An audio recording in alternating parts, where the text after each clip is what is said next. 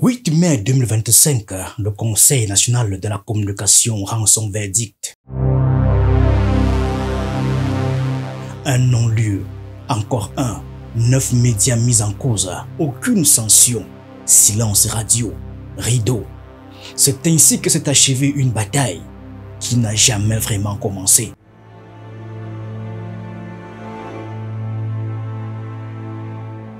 Tout commence par un coup de marteau, pas celui d'un juge, mais celui du CNC, bras régulateur de l'État dans l'arène médiatique camerounaise. En quelques lignes froides, le communiqué du 8 mai annonce aucune faute, aucune suite, aucune condamnation.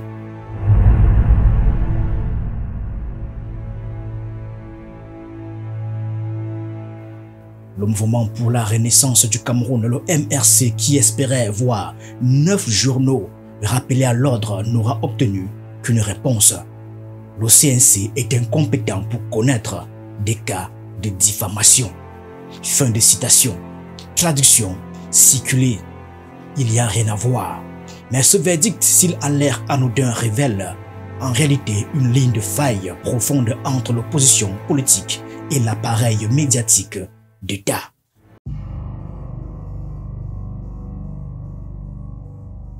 Retour 2 mois en arrière, nous sommes le 14 mars 2025. Le MRC dépose plainte contre 9 organes de presse. Info Matin, L'Expression, Génération Libre, Le Quotidien, Réalité Plus, Des Reporters, New Watch, Le Pélican, Le Soir.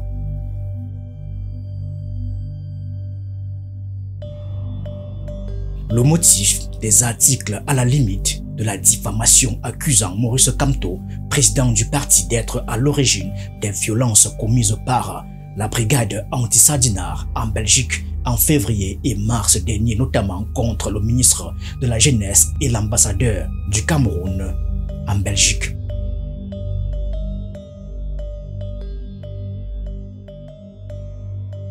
Une opération de salissure selon le parti, un procès médiatique sans preuve mais avec sentence dans l'opinion, des accusations graves relayées sans preuve, des amalgames douteux, des gros titres et ravageurs.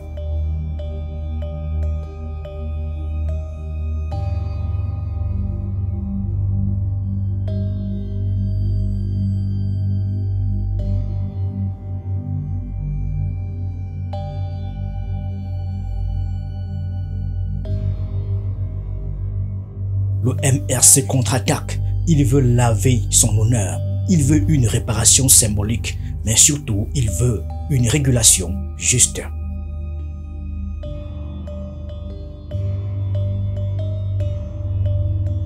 Ce qui se joue ici, ce n'est pas juste un contentieux entre un parti et quelques journalistes. C'est une guerre de récits, une bataille pour occuper l'espace public, contrôler l'émotion, orienter l'opinion. D'un côté, une opposition qui peine à exister dans les grands médias. De l'autre, un réseau de journaux souvent proches du pouvoir, prompts à coller l'étiquette de, je cite, déstabilisateur à tout mouvement dissident. Dans cette guerre, les mots sont des armes et la diffamation devient un outil politique. Alors, le MRC décide de faire appel à l'arbitre.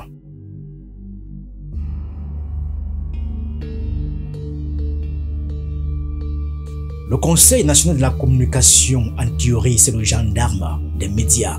Mais dans les faits, c'est un arbitre dont le sifflet semble ne fonctionner que d'un côté du terrain. Le CNC reçoit la plainte le vendredi 14 mars. Mais surprise, il n'a pas le temps de réunir les accusés avant la session prévue le 19. Trop court, dit-il. Alors, on reporte et le temps passe jusqu'au 8 mai où tout est classé sans suite. Le CNC se déclare incompétent pour juger la diffamation. Et donc, rien, pas même un rappel à l'éthique journalistique, pas de contre-enquête, pas de débat, rien. Un silence qui en dit long sur la place réservée à l'opposition l'opposition dans les institutions républicaines.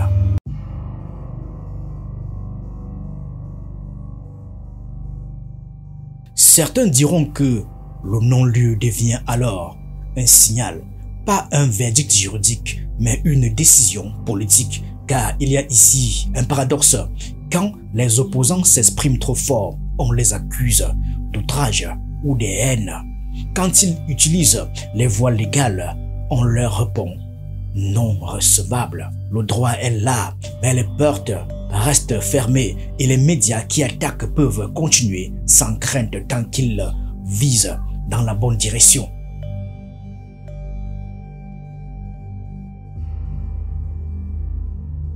D'autres iront plus loin et diront que ce qui s'est passé ce 8 mai 2025, ce n'est pas l'échec d'une plainte, c'est l'échec d'un système de régulation, un système où l'on ne sait plus très bien si les médias informent ou obéissent, si les institutions protègent ou filtrent, un système où les plus puissants ne sont jamais inquiétés et où les opposants doivent crier dans le désert. Le procès du MRC contre les 9 journaux n'a jamais eu lieu, mais il a révélé une chose. Quand l'information devient arme, le silence devient complice.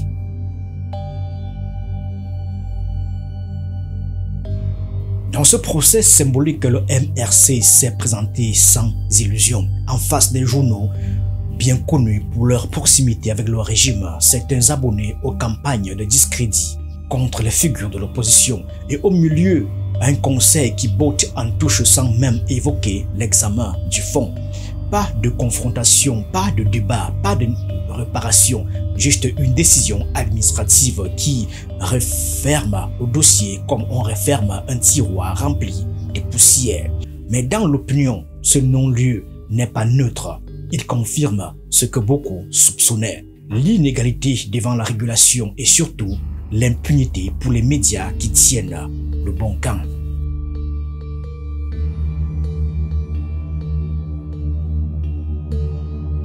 Le CNC vient de livrer une leçon involontaire.